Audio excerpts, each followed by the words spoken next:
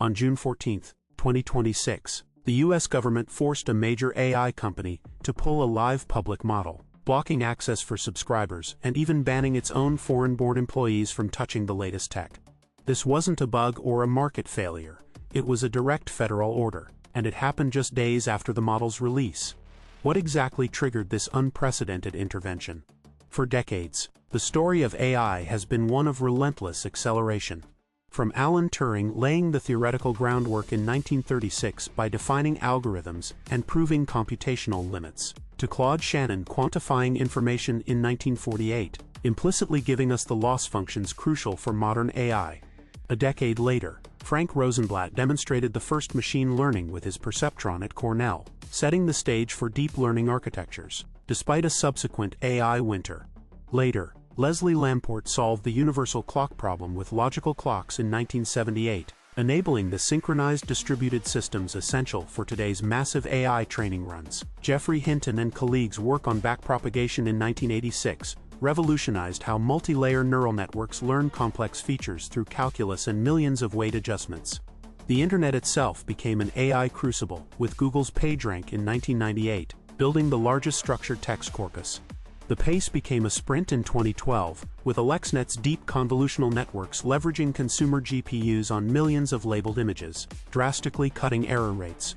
Then 2017 brought the "attention is all you need" paper, introducing the transformer architecture that opened the door for large language models like GPT-3. By 2020, OpenAI's 175 billion parameter GPT-3, trained on the internet, showcased emergent intelligence at scale, igniting the current AI bubble. The assumption was always upward, onward, unfettered. But at the very edge of this innovation, the unfettered progress shattered with unprecedented speed.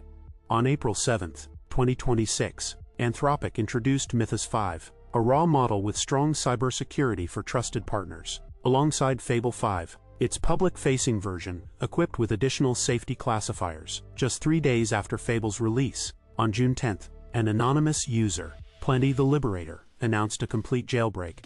This wasn't some amateur hack, it bypassed Anthropic's thousands of hours of red teaming, using sophisticated techniques. We're talking about fragmenting requests with Unicode, roleplay farming, and extensive large context conversations. These methods effectively sidestep Fable's built-in safety classifiers, which were designed to reroute harmful prompts directly to their more constrained Opus 4.8. The response was historic. On Friday, June 13, 2026, at precisely 5:21 p.m. Eastern Time, Anthropic received an export control directive from Commerce Secretary Howard Lutnick. This directive was explicit.